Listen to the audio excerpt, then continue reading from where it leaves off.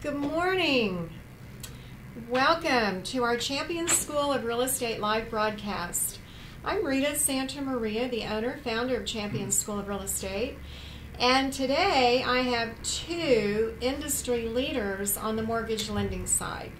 First of all, we have our wonderful Paul St. Amand, who is the director of our mortgage lending school at Champion School of Real Estate. And Paul has many years experience, in fact, over 30 years experience doing loans and being a branch manager in a mortgage company. I was so smart a few years ago when I snagged Paul in and said, I need a leader for my mortgage lending department. And Paul was so kind to come in, took it over, and many of you have had classes with Paul. And as well, he writes our books for the finance side, the lending side, and keeps up to date with our 20-hour SAFE course. He is known all over Texas and most definitely all over the USA for our loan officers that take their SAFE course and their CE course with Champion School of Real Estate. And then many of you in especially the DFW area will recognize Brad Boswell. Hello. And Brad is one of our guest speakers, and sometimes we get him in as an instructor at Champion School of Real Estate. But his daytime job is being branch manager at Supreme Lending. And Brad has a very interesting background because he has mortgage banking as his degree. And then he was featured in Big D Magazine and Texas Monthly as a very fine mortgage broker. So we're happy to have Brad here today. And as we mentioned in the flyer that we sent out to everyone, we have a twofold goal today. And the goal is to bring you up to date on the market and what to expect on the financial end. We're going to talk about interest rates, appraisal, loan limits, getting pre-approvals. And we're also going to talk about, for those of you interested in a career or are in a career on the lending side as an RMLO, we're going to talk to Brad about what it's like. What does he do to get business? And in every industry, that rolls over. Networking and getting the business, marketing rolls over into real estate, certainly appraisal, certainly inspection, and loan. So we're going to go two different directions today. And first, I want to give a shout out to all of our wonderful students around the USA, if not the world, because we do have our students that join us from Hawaii, on duty in the military. So welcome, and most definitely hello to Plano. I want to say hello to the students there that have been out of their regular campus last week and this week. They're at the SMU campus because we are refreshing the Plano campus. Thank you, students at SMU. I want to also thank our Fort Worth. Oh my gosh, you know, Brad, Fort Worth area is amazing. The development is incredible. And we're seeing the benefit of that with our students coming in the Fort Worth area. So hello, Fort Worth students. And then we have Austin. And on our promo loop, before you joined us, you could see what our new campus is going to look like in Austin, where we will be combining both the campus and our online team that are both officing at different locations right now in Austin. So late fall, please, please, please, we will be sending out our open house date, and we want you to be there to join in on the grand opening of our new Austin campus. San Antonio, 10,000, San Pedro, we have a wonderful team of professionals there. Welcome to our San Antonio students. And then, of course, our three locations in Houston, North Houston, West Campus, Galleria, and our wonderful live broadcast studios, where we have 8 studios right here bringing all of your courses to you. Whether you're at home, in your home office, you very well will see Paul St. Amand. He does a lot of teaching for our live broadcast. I know Brad came in not too long ago and did an entire 15-hour course, and we appreciate that so much. So I want to just remind you that Champion School of Real Estate does our free live broadcast every quarter. In between that, we interview top producers in different industries, and today we really are interviewing Brad Boswell as a top producer on the lending side. So, hello, thank you for your business, and now let's just get started. So I want to ask you guys, what about interest rates today if I'm a buyer and I am needing to get a new loan, a conforming loan? What kind of interest rate am I looking at? And tell me what I might do to make my application be as accurate and yet help you in your business. So with your 30 years and your 30 years almost, doesn't matter. Anything over 20 is amazing. Totally credible, whether it's 10, 5. So, Paul, you want to start off with that particular question? We've seen interest rates go up a little bit this first quarter of 2018. I was in the classroom the other day, and they were complaining that rates have shot up. And I had to remind them back in 82 we had 14, 15, 16% rates. So, but I get the question a lot, which way are interest rates going to be going? And I have to first tell everyone out there, if I knew which way interest rates are going, I'd be on some tropical island somewhere drinking a pina colada. So, you know, I'm one of these people that you get 3 economists in a room and they talk about which way rates are going or the economy's going, you're going to get 3 different opinions.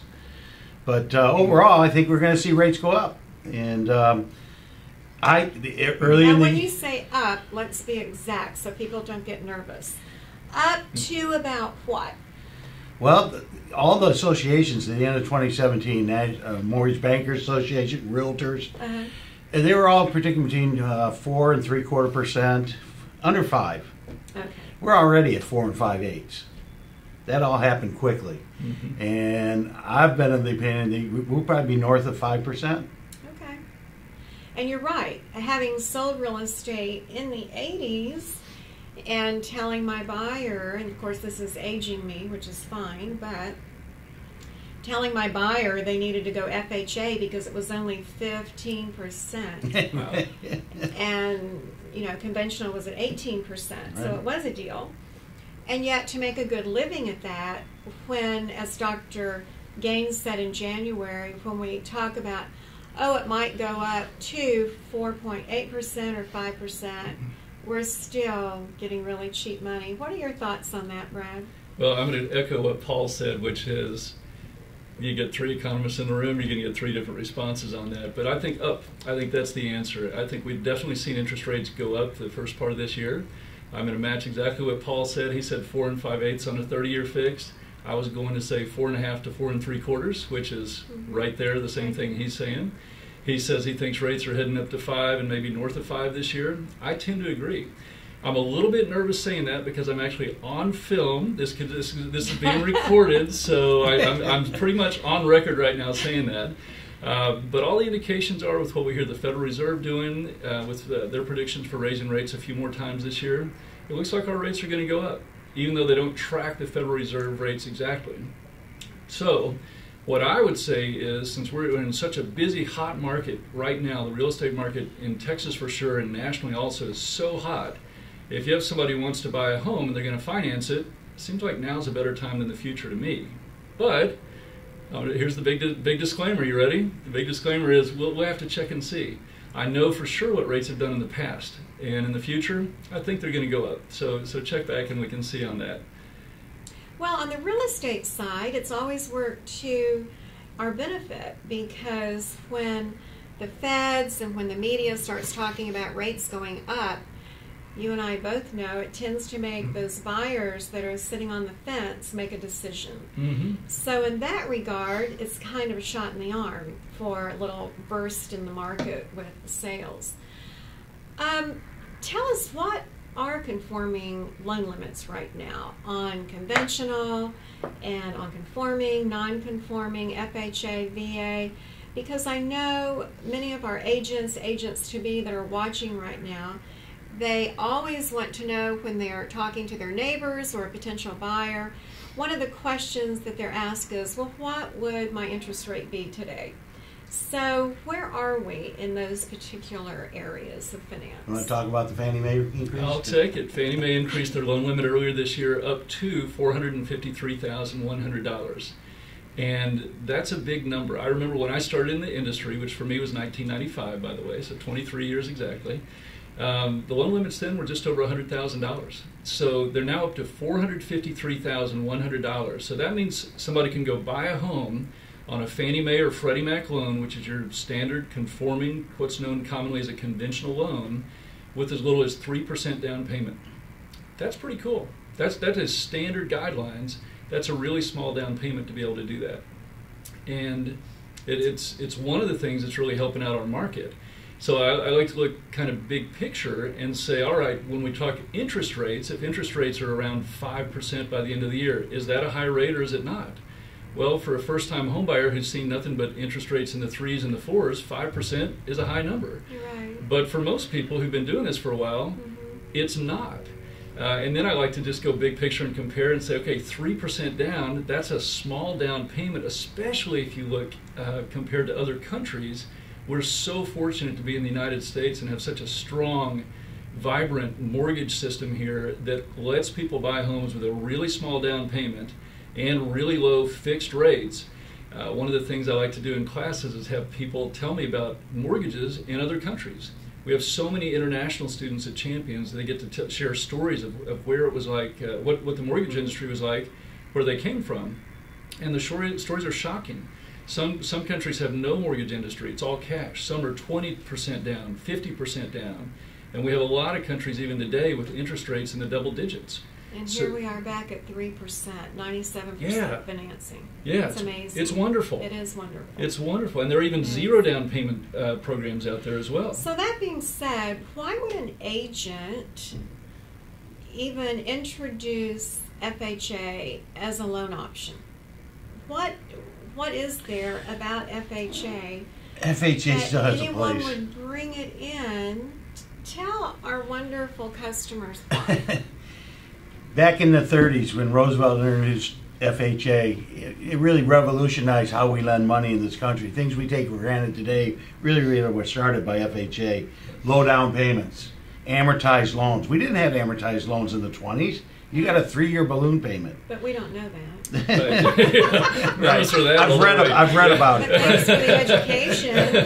But FHA, I guess the big forte, when we're talking about rates on conventional side, they really are geared toward your credit scores on the conventional side. And I like to tell people that if you have a credit score that's below 700 and you're putting less than 10% down, you really need to look at FHA. Okay. FHA does not tier price based on your credit score. Repeat that, because some of our qualifying students sitting there, they heard it and they thought, well, that's interesting information, but I bet they didn't write it down. Can you repeat that again? Yep. On the conventional side, your rate that you're charged is dependent upon your credit score, both on the Fannie Mae side and mortgage insurance. If you need mortgage insurance on a conventional loan, and let's say you had a 650 credit score, which we couldn't even do a couple years ago. No. We're finally getting those in the conventional side. But you're probably looking at a rate, closer to 5? Yeah, the interest rates can be closer to 5%, and the mortgage insurance rate could be as much as double what you'd pay for mortgage insurance monthly on an FHA. And why does a buyer have to pay mortgage insurance? If I were an agent describing it to my buyer, how do I describe mortgage insurance? Well, I would describe it as the thing that nobody likes to pay, all right? So nobody likes to pay mortgage insurance. So then why do people pay it, and why do banks require it? The short answer is it allows people to finance homes with less than 20% down payment. So on the conventional side, if somebody's buying a home with less than 20% down, they're going to pay mortgage insurance with a couple of exceptions that come in. By the way, always an exception to everything a loan officer ever says. So a couple of exceptions, but the short answer is less than 20% down payment, and there will be mortgage insurance. PMI, people call it private mortgage insurance. PMI will be required to be paid. So buyers are willing to pay that because it allows them to buy with a smaller down payment. Lenders require it because it becomes a higher risk loan for the bank, because less equity means more risk for the bank, so they get the insurance protection to help in the event of a foreclosure. Perfect. Yeah. And that allows us to bring this wonderful hour into our qualifying classes, because obviously that information is so valuable to a new person or a fairly inexperienced agent out there. And then on the FHA side, we know it's called MIP.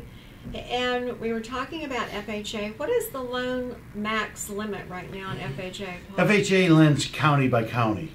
Okay, so there's a range. What's the lower range? 279? 271, something or other. It's I like think. a test for you, too. Well, Really, I mean, it's impossible to memorize. To remember, I know. in the Harris different, County, yeah. Fort Bend area here in It's all Houston, different. 331,200. There you go. It goes all the way up to 639,000. That's what I was going to say. There you go. Let them know what the top limit Right. is. So Right. one of the negative things about FHA is you're trying to do a $300,000 home, you may not be able to get the financing you need, depending on the county. That's right. But and in the Dallas DFW area, by the way, the limit's $386,400. Right. And it varies county to county, but it's a wonderful program. So I really threw him a bit of a trick question there, because if I had said, now what are the loan limits in El Paso? You might have stumped us. Right. But you know what? We have the internet. We can Yes, look it up. I would look it up. Yeah. Okay, I'm an agent, and I am, I've already shown the buyer the house. We've negotiated the offer. We know that the buyer is looking for a conventional loan. We know they can put 10% down. And what kind of package of materials do you want me, the agent, to tell the buyer to get together for you, Brad? All right. What I'm hoping the agent does, here's the short answer. You ready? And this is your real world answer. You have a license. You have a buyer. What I would like the agent to do is say, when your lender asks you for paperwork, please send it to them right away. And it's because it's a huge list. You as the agent, you can certainly get the list. Every lender in the country will give you their list. It's a list of things like pay stubs, bank statements, tax returns, retirement statements. It's a big, long list. We'll all give it to you, and then we'll also really, really hope that you help encourage your buyer to get us everything on that list right away. And by the way, we lenders also have kind of a nasty habit of when we get a piece of paperwork from somebody, that leads to follow-up questions where we want some more details and more explanation. We need that also. Because as lenders, we require all the paperwork that we require. And if we don't get all the paperwork that we require, we hit the pause button. We just wait till we get it. We just don't close. And it's maddening. It's maddening to us in the lending industry. It's maddening to the buyers, most certainly. It's maddening to sellers, to the realtors involved, both sides, because we just wait till we get it. So that's something as realtors you can really help make for a fast, smooth process, is if you really encourage your buyers to send us what we ask for right away. Because as an industry, when we get all the paperwork we need, we go really fast. We really move it through the system well. And I think attitude is such an issue to talk about, because the buyer's frustrated because maybe you asked for more. They tell their agent, oh my goodness, we're still looking for whatever, the requirement that you added to that. Certainly the agent needs to know their attitude and how they respond to the buyer makes all the difference. It's not like, oh my goodness, how much more can they ask for? It's, they're allowing you to buy that home. They're putting 90% of their money into it. You're putting 10% of yours. And let's just keep going. We'll get to closing effectively.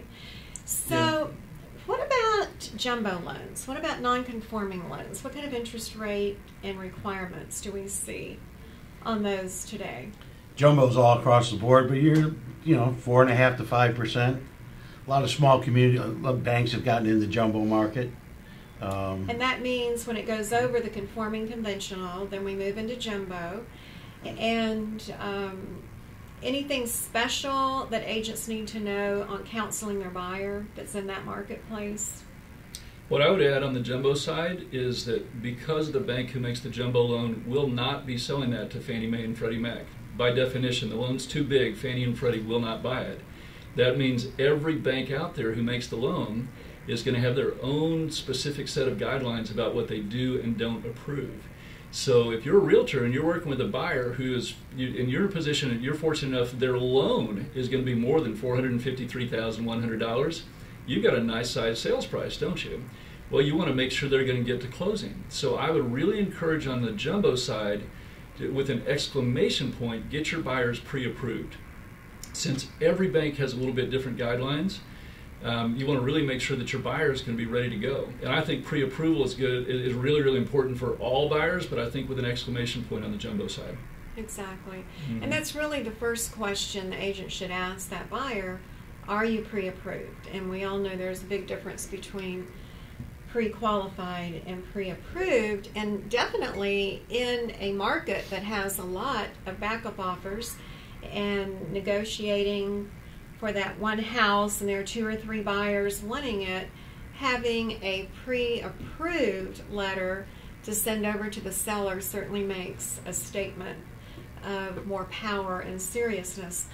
So the last loan that I want us to make sure our students and our agents, customers are aware of and not forget is VA. So do you do any VA loans, Brad? Yeah, I do. I do a lot of VA loans. A VA loan is actually my favorite loan to do. I love helping the veterans out. Yeah, I love VA. Put your hand over your heart. There we go. My voice, yeah. So I love doing the VA loan because I'm helping veterans, and at the core of what I do for a living, I believe I really do help people, as you as realtors will help people, with a huge, huge decision in their lives. But with veterans, again, an exclamation point on that, because helping veterans is just a special thing for me to do. I personally did not serve in the military. I have family who did. But I think that we really need to take care of our vets, and this is my little way of being able to do that. So what I would encourage you as realtors to do is to reach out to veterans and really educate them on the loans available to them and the loan process. I'm shocked regularly. I talk to veterans who are not aware that they can go buy a house with a 0 down payment. Happens all the time, and that's a huge advantage of a VA loan, is they get to buy with 0 down payment. They get the same interest rates as everybody else, which means good low interest rates as compared to years in the past where 0 down required much higher interest rates. So they get 0 down payment, low interest rates, and the seller is allowed to pay all their closing costs, which means if you can get it negotiated, which is tougher in today's market, right, but if you can get it negotiated, the veteran is able to buy a home with no money out of pocket. They used to call it the dollar down program. I never understood that because they don't need a dollar. And so, but that's all if they qualify. Yeah, that's all if they qualify for that no money down. Yes, they have to qualify. Based on the sales price of the house. Most definitely. And I sincerely meant that when I said, put your hand over your heart, because sometimes it's difficult, believe it or not, for some agents to find the loan officer that wants to go that direction. And yet, my goodness, I loved everything you said about certainly helping our veterans, and the money is there. Yeah. And it is a good program, for sure. It really is, and I think it also becomes a marketing idea for realtors because veterans need the education. So you're actually helping the veteran community, and you get to earn commission along the way. So what could be better? I like to say it like this. So a veteran is able to buy a home with no money out of pocket. How much does it cost a veteran to rent an apartment? It's going to cost them, first month's rent, last month's rent, security deposit. So several $1,000s easily to go rent an apartment, and they can buy a home for no money out of pocket. For crying out loud, let's help the veterans buy homes. Let's educate them and get them going on that. Good. Yeah. Well, Paul, you sent over to me something that I'd love for you to explain. You said the non-qualified mortgage lending is going to soar in 2018. What do you mean by that? Well, a few years back, 2014, as part of Dodd-Frank, we got a rule called the ability to repay rule. And lenders now are required to look at 8 different standards to prove beyond a shadow of a doubt that the applicant had a reasonable ability to repay the loan. Okay. It tightened up the guidelines tremendously. Overlays are additional guidelines that lenders assess on files. And I heard one report, National Association of Realtors, that in the first year of the implementation of the ability to pay rule, that we had 5,000 fewer people qualify for a mortgage loan. This has opened up a big market, and the the non-QM loan, as we call it in the business, non-qualified mortgage, really took off about 3 years ago. There's an outfit called Angel Oak that actually started offering them. Up until about 2 or 3 years ago, these loans were portfolio. They weren't sold in the secondary market. So there weren't that many of them out there yet.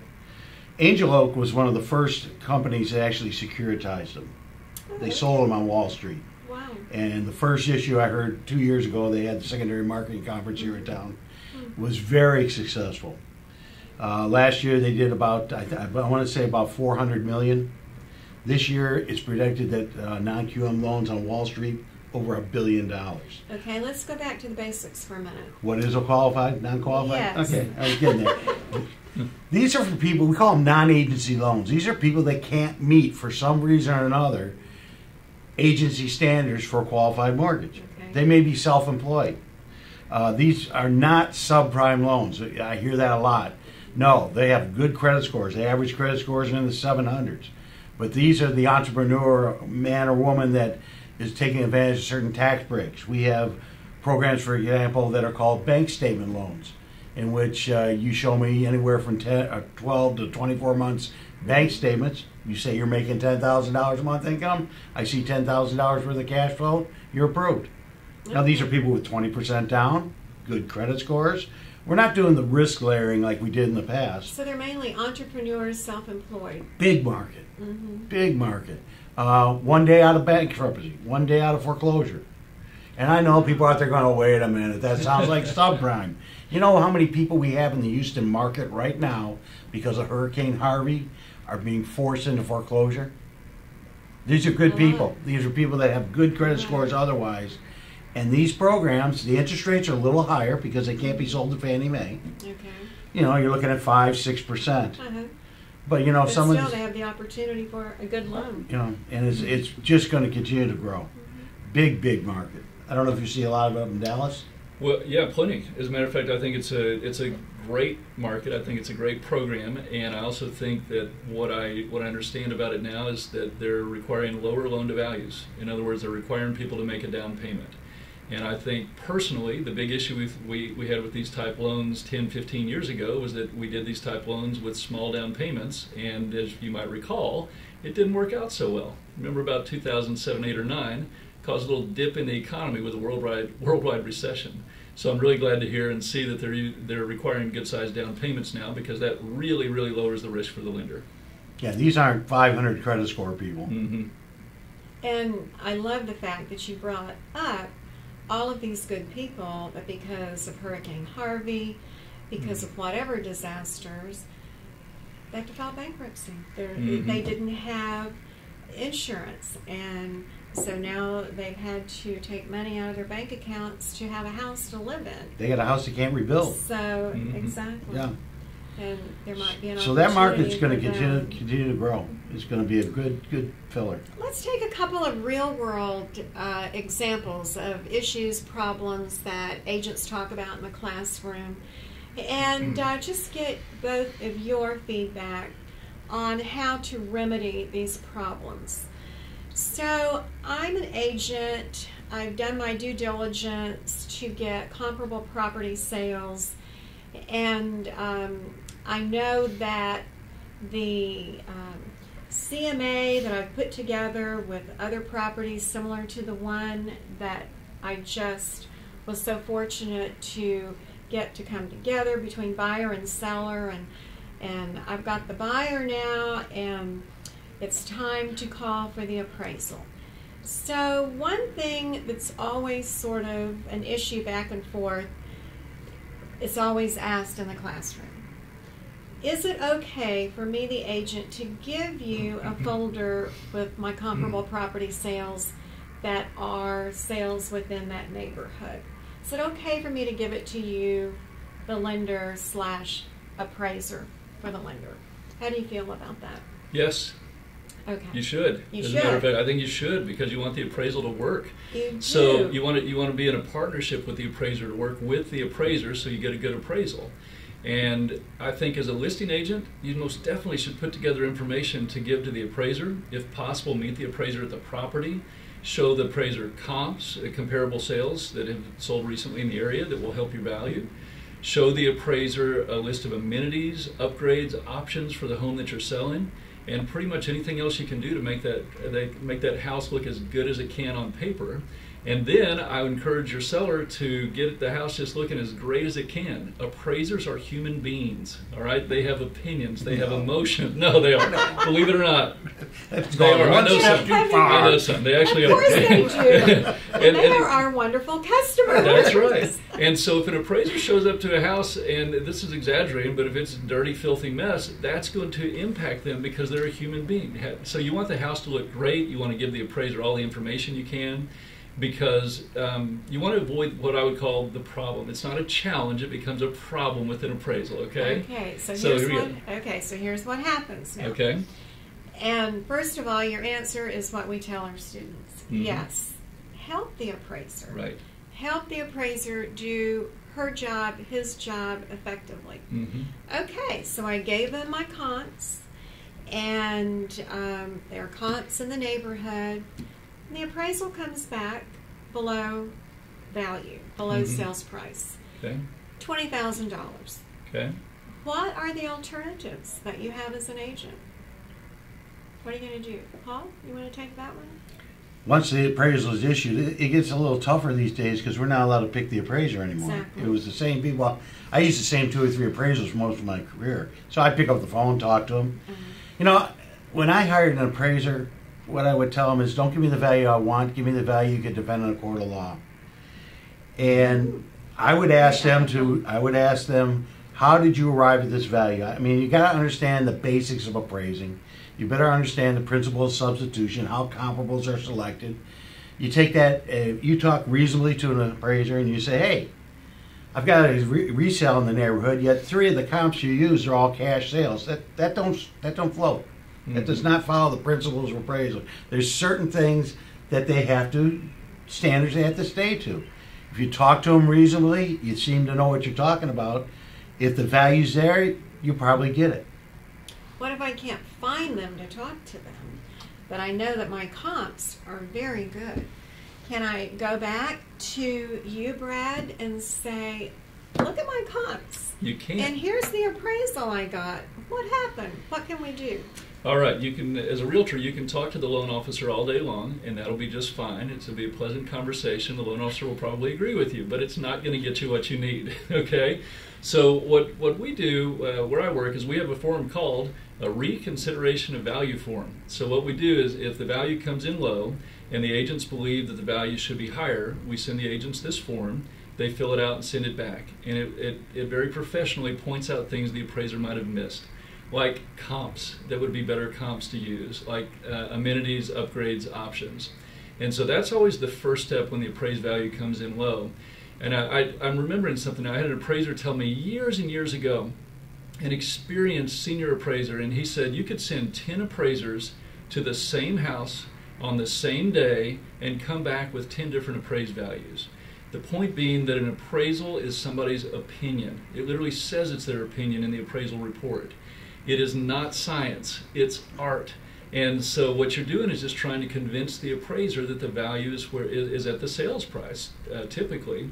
And the challenge we have is that we're in an appreciating market. In other words, home values are going up.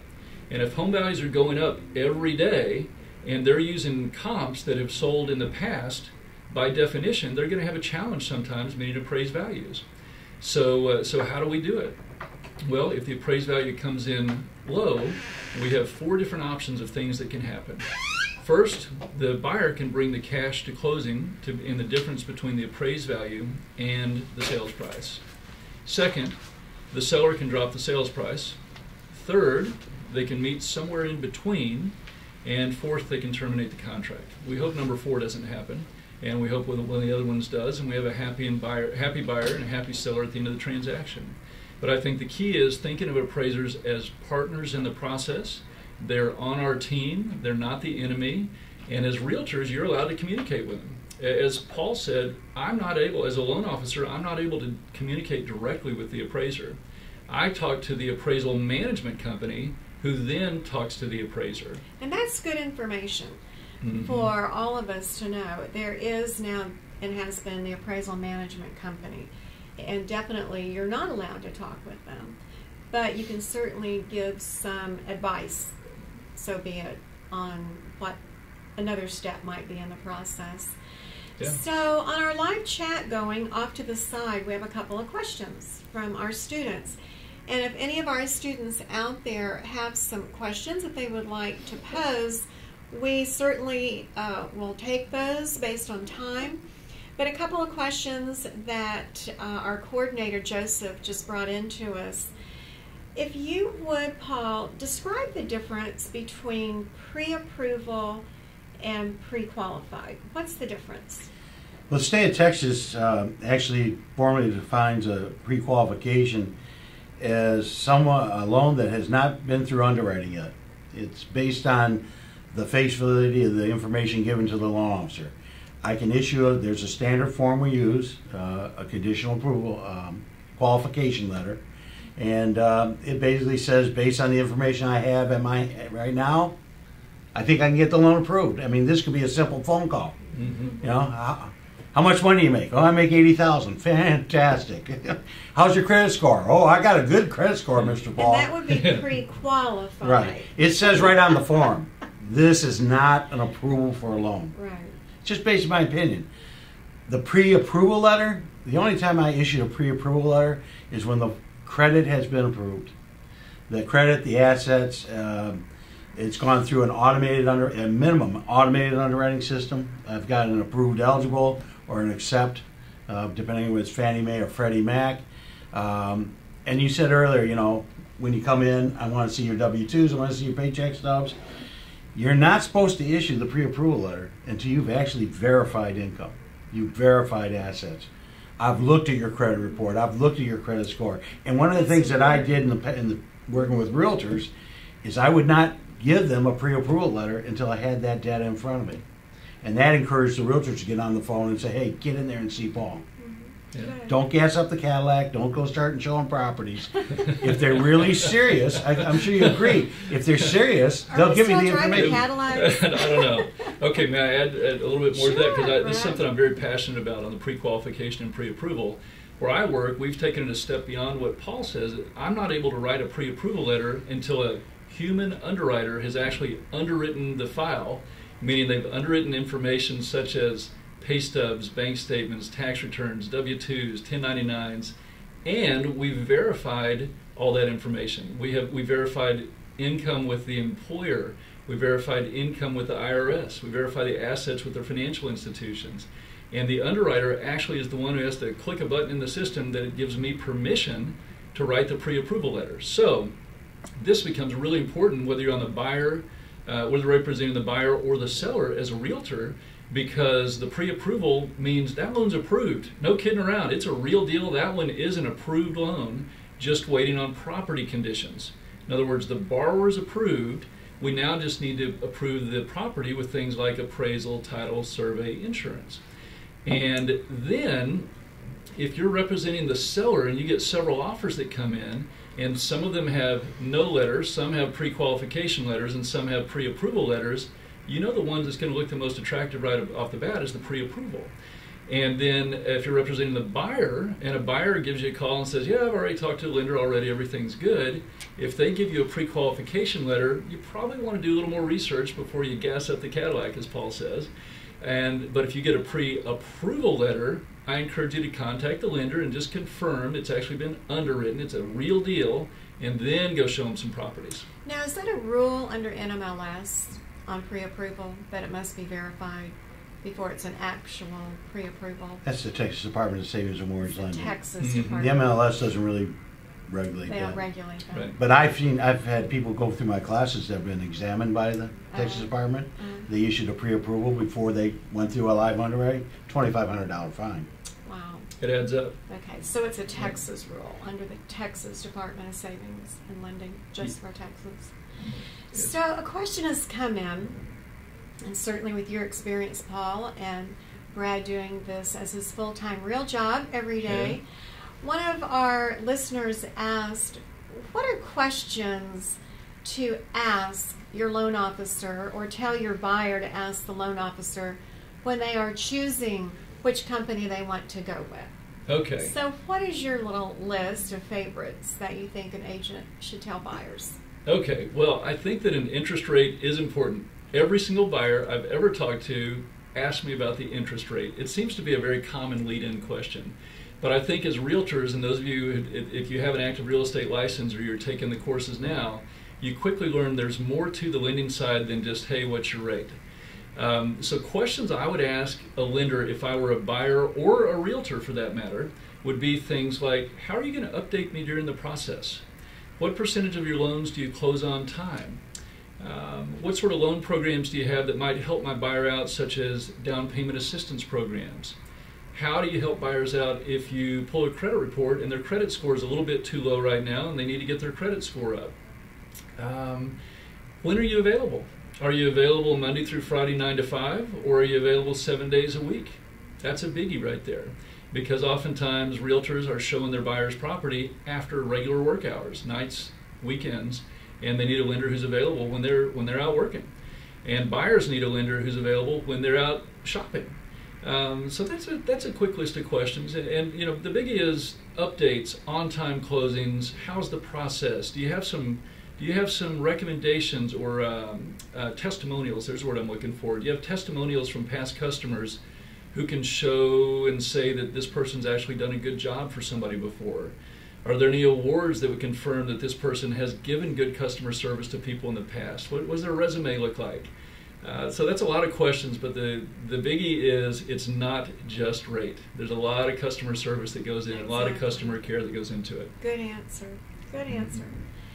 So, Paul, on the generic side, as an instructor teaching, those were all generic and awesome, and every one of those questions should be asked. That's his generation. Is there any... Designations are important.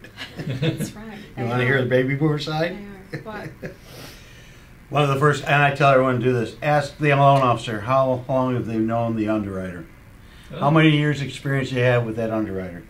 You know, a lot of times as a loan officer, I felt like I was almost like an attorney. And I have to understand the guidelines, I have to understand them inside and out, sometimes better than the underwriter. One thing that made me different than the hundreds of other loan officers in the market was I've known some of these underwriters for 35 years. I've been in their court. You know, all these underwriting guidelines, they're like the laws of this land. They're subject to interpretation. Good credit, bad credit, income flow, whatever. Having been in front of that underwriter, I know how they start thinking. I know what they think is good credit, what's bad credit. Ask them how long have they been with their processor? How long have they been with that company? And if you really want to play dirty, have them go to the MMLS website, Consumer Access button, and pull up the job history of that loan officer. We're required by law to put a 10-year history. That's awesome. If Brad issues a pre-approval letter, and I'm a realtor and I have 4 offers, and they're all pre-approved, and I pull up Brad, and I see he's been with this company for 10 years. Same company, not every other week. He knows the underwriter. He knows what he knows what will get approved and what won't. And I think that's the biggest mistake people use. They use people online. They have no relationship at all. It's still people business. There are not going to be many of us left. I think the average age of the loan officer is 55.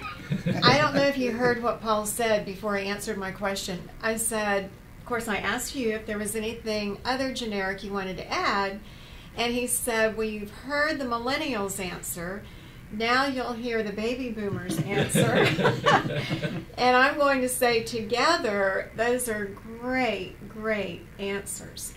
So since you brought up the millennial, what do we see differently in today's world when we're dealing with a millennial buyer versus a buyer that would be a boomer and or senior, which is prior to the boomer generation, or now the Gen Y buyer, soon to be, well, not soon, but Gen Z is coming down the road. But what do you see differently with millennials? And either one of you, if you want to take that question. Technology. Yeah. I mean, go ahead. First generation, their whole life's been on the internet. And instant gratification, technology. We're changing. I tell you what, if you're an originator or a realtor, if you're not adapting to that, you're going to be left in the dust. You really have to adapt. You're hearing marketing schemes now, Rocket Mortgage. Everyone's got Rocket Mortgage, but boy, is it a great advertising. We won't name the company, but we're documenting our files using internet. But what about loan apps? Are you using loan apps on your smartphones or online applications? And the vast majority of apps, and I don't know what the age break is, but there is an age break. I don't know if it's 35 or 40 or 45 years of age, and older and younger. But the younger generation most definitely wants to do things electronically. They like the online loan application as opposed to the old-fashioned face-to-face. They like to upload loan documents via my website as opposed to driving them to my office or mailing them to my office. They like to have me just email them updates as opposed to a phone call. Email or text, by the way. I should throw the text in there as opposed to giving them a call. So it's technology. I had a funny story with this recently. I had a customer who was referred to me by a realtor, and I started talking to him, and we were having a great conversation over the phone. And I suspected he was younger than the 40 years of age, and it turns out he was. And so just by happenstance, he lived about a mile from my office. He could have literally walked to my office if he chose to. And I said, so great, you can come by to my office and bring the paperwork by. And he said, can I just email it to you? Sure. And I said, well, sure you can. And so that's what we did. So I never met him face to face. And convenience. It's convenience and speed. And when I started, is your company paperless? Yeah. And I think most mortgage companies are paperless now. There is one company out there who's advertising that they are paperless. We're all paperless. I mean, there are very few papers being used in the mortgage industry. Well, when Dr. Gaines was here, he made a point that they have discovered in their research that maybe there might be a little more debt on the side of the millennial versus earlier generations. Have you seen that in the real world? What's your average student debt? I was just going to say it's student loans. So $50,000? I don't know what the average is. I know I saw one the other day that had $280,000 in student loans, and that was eye-popping for me. Wow. But I've read that statistically the national average on student loans is it 50 or 60,000? The feedback I get in the classroom, 50, 60,000 bachelor's degree. You're not talking upper level. Right. The problem is Fannie Mae, FHA. FHA in particular, even if the student loan is in deferment, we still count the debt in your debt ratio. Mm-hmm. So if $60,000 debt means $600 a month in debt. Right. When we are qualify. You counseling those people on what they can do to make it look better? Yes. As a matter of fact, we have. I'm going to go. Or a timeline for getting to where they want to go. Yes, we are, and I think most mortgage companies have this software now. I'm going to go big picture on that. I'm going to say, how do we counsel people who have credit issues in general? There's some software that some of the free credit report websites will have. Ours works a little bit better from what I'm told, and it tells people what they need to do to make their credit scores go up. I just recently had a customer whose credit scores were fine. We could approve her loan, no problem, but she just thought her interest rate was a little bit too high, and her PMI, or private mortgage insurance factors, were a little bit too high. So we gave her advice on what to do regarding making her credit scores go up. She did it. We raised her scores approximately 100 points, and we lowered her monthly house payment approximately $175 per month, which is real money. I mean, that's $2,000 a year. It adds up. That helped a lot. Industry-wise, Fannie Mae last summer increased their debt-to-income ratio from 45% up to 50%. That's going to help. That will help. Well, before we run out of time, there are a couple of questions that I know our customers would like possibly your feedback or answers to, whether it's one of our loan officers listening today or one of our real estate customers who has a relative or friend that might want to be a loan officer. Certainly we know that Champion School of Real Estate has the 23-hour SAFE course, and we have continuing ed for our RMLOs. But curiously, from each of you, why did you choose, after your degree in banking, to go into this industry? And how was the transition for you? The transition for me was wonderful, as a matter of fact. I actually love the mortgage industry. I'm very passionate about it. I tell people that, and they think, how is that possible? It seems so boring. What could be more boring than a mortgage loan? It's actually really, really exciting. I just really get charged up about being able to help people with what for most people is the single largest financial decision in their lives. I also really get charged up by trying to figure out what's the best way to structure a loan to help them out. The different loan programs, different down payments, different interest rates associated with points. And so that's really, really a lot of fun for me to do. And I think this actually parallels a lot with the career as a realtor. I think it starts with just caring about people and wanting to help people and do the right thing for them. And as realtors and lenders, when we do that, it just works out great. So, by the way, what I did when I entered the business for me was 1995. I real quickly realized I didn't know what I was doing. I didn't know. I was getting trained by my employer, but I wanted more, so I went and enrolled in night school and earned a degree in mortgage banking. Well, that's been a huge, huge help for me in my career because I had the classroom education, the textbook knowledge of what needs to go on to help people. So here's the cool thing about you as realtors, you're getting that because you're required to. And now lenders are required to get that also, but not nearly as much as what realtors get. So for me, the transition was fast and crazy. I worked a lot, like I've never worked in my life, but it didn't feel like work, so because I was really enjoying it. How many years did it take you to really get established? I was fortunate. It took me about a year. So that's pretty quick. A year into it, I had an established referral-based business where I was getting referrals from realtors and past customers, friends, and family. So do you still go through that concern that there's pipeline money coming down the next couple of months? Do you ever get over that fear? Never. Every single month. The first of every month, I start with 0 closings, and so every single month, I get that same little feel.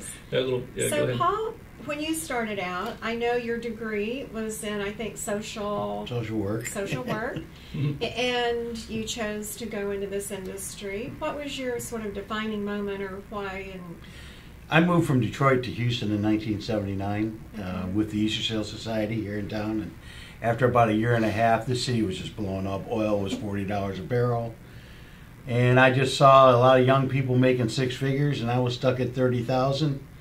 I walked in my boss's office one day, a year and a half into it, and said, I want to get involved in another industry. He said, you know, you might be good at new home sales. So I went to work for a little builder called General Homes. Oh my goodness. And went from $30,000 a year in the first year making $100,000, which was more money than I ever could imagine. Yeah. Yes, interest rates 14, 15, 16, 15. People are worried about interest rates getting north of 5%. It doesn't make any difference. If people are working, they're optimistic, they're going to buy houses. Mm-hmm. And from that, I had to work because we had our in-house mortgage company in general, and they would throw away loans, and I would try to get them and work them with other lenders. Good and for you. I'm sitting in the new home model park one day, and the homeowner president comes in every month and want to list everything we close so they can give him a welcome package. And he goes, we got an opening at First Federal Savings of Austin, loan officer. So I went to work there, and on day one, I was a senior loan officer. Titles are very important. That's how it goes. I like it because the freedom you have. You're helping people. I tell people now I do social work with rich people, but the freedom you have, and it is not boring. It's never been boring. In fact, when you hired me to work full time as a director, one of the things I told you about teaching was I thought I might get bored with it. It's not boring. Never. But every case is different. You meet some of the most fabulous people in the world. Celebrities, people that you never get in touch with. Exactly. And I'll tell you what, most people in the mortgage business, other fellow loan officers, we get along with each other. Oh, yeah. Oh, definitely. Just like realtors, a lot of friendly competition. Very friendly competition. Mm-hmm. So, again, everyone knows Champion School of Real Estate has the qualifying course to be a loan officer. It's just 23 hours for Texas, a safe course. But Paul decided that we also needed to have more information. You don't get credit for it, but it allows you to have a jump start in your career. So there are 2 courses that Paul put together for people that might have an interest in being a loan officer, or you are a brand new loan officer right now. And Paul, what are the names of those 2 courses? One is called Mortgage 101, which I really put together because people would come up to the class and say, are we going to learn about the application process? And, you know, Brad will agree, there's techniques you use in the interview. When you're taking an application, things that you look for. You look for problems right from day one. You don't let the problem hit you in the head 3 weeks later. Mm-hmm. You know, simple things like, are you married? To each other. Those things come up. That's a good one. Those are in that course. And the other course is on marketing. Marketing, yourself. and I get this a lot too. That who's going to hire me? Who's going to hire me? I have no experience. I didn't start with any experience. Did you? Nope. But I went in with a marketing plan. What was your marketing plan? Right. My marketing plan was to go talk to and meet with as many realtors as I possibly could every single day for as many days in a row as I could. And then fortunately the realtors started referring their customers, and then I did a good job, and then they referred more customers. So, and that remains basically my marketing plan today. I work with the real estate community. Realtors have been good to me, and that's one of the nice things about being here at Champions is I get to give a little back to the real estate community. Has really helped me out. The really nice thing about what I get to sit here and see, observe, and say is it's little wonder that our loan officer department, our lending side of our business with our mortgage department, and certainly on the finance courses for qualifying, we have this caliber of people that teach our students, and it just makes me so proud. And one of the questions that came in on chat, and I want to mention it so this person is not going away going, shoot, she didn't ask my question. We have someone that wants to know where can they go to get one or apply for a bank statement loan. Is it fairly common that they could go to any lender and ask about that, or do you want to handle that? They're fairly common, yeah. Fairly common? Yeah, very. I have a feeling it might be a real estate broker or agent saying that's what I need. So their question was, where do we go?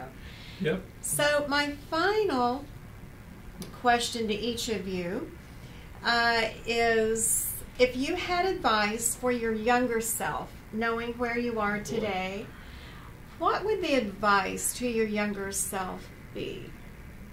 Anything come to mind? Well, my advice to my younger self would be that I should have entered the mortgage business right out of school. I waited about 10 years, and I wish I hadn't done that, because it's just been that good to me. Wow. I've really, really enjoyed what I do, and I would just want to start it earlier. Perfect. Paul? I know what yours is. What's that? That you should have started at Champion School of Real Estate Teaching instead of waiting 20 I told you that years. I always enjoyed teaching. He's excellent. Our lending industry loves Paul St. Amand. Yeah, I just get out there and start swinging. We were talking before in the green room. We are seeing right now that this is the absolute best time to be getting into real estate in Texas in general. Populations in Texas are going to continue to soar. It's predicted that Dallas, Fort Worth, Houston, San Antonio are all going to double in population between now and 2050.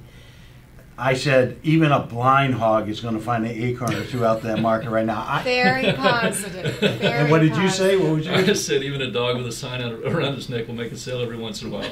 The point is that there are so many buyers. We agreed that these are the good times. These are the good old days. We're going to all look back in 10, 15 years and say, man, those were the good old days.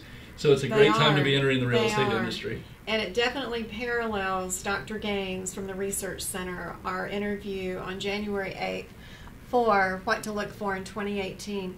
Now, I have some really great news for all of you that were here tuning in today. Our staff is going to send over to each of you via email the white paper that Paul put together with all of the notes from our talk today. So you'll get all of the interest rate information, what the different loan limits are. So each and every one of you will get this in your email box today, a gift from Champion School of Real Estate. And don't forget, the month of March, we have our Make a Wish campaign. We are wanting to make a wish come true for at least one family, one child. So you can go online to our championschool.com/make-a-wish and donate via charge card or send us a check. Or in all of our campuses around the state, we have our Big Blue Piggy Bank to donate dimes, quarters, nickels, dollars, $5, $10, $20, whatever. Please join us in this great campaign. Our catalog is available. at all of our campuses as well as online, championschool.com. Thank you so much for your business, your continued business, and I really appreciate Brad Boswell today, and Brad with Supreme Lending, and also a guest speaker and instructor at Champion School of Real Estate in the DFW area, and our director at Mortgage Lending, Paul St. Amand. So thank you for being here today, fellas, and all the great information you gave to our wonderful customers. Thanks for having us. Thanks for having me. This was great. It's a lot of fun. Good.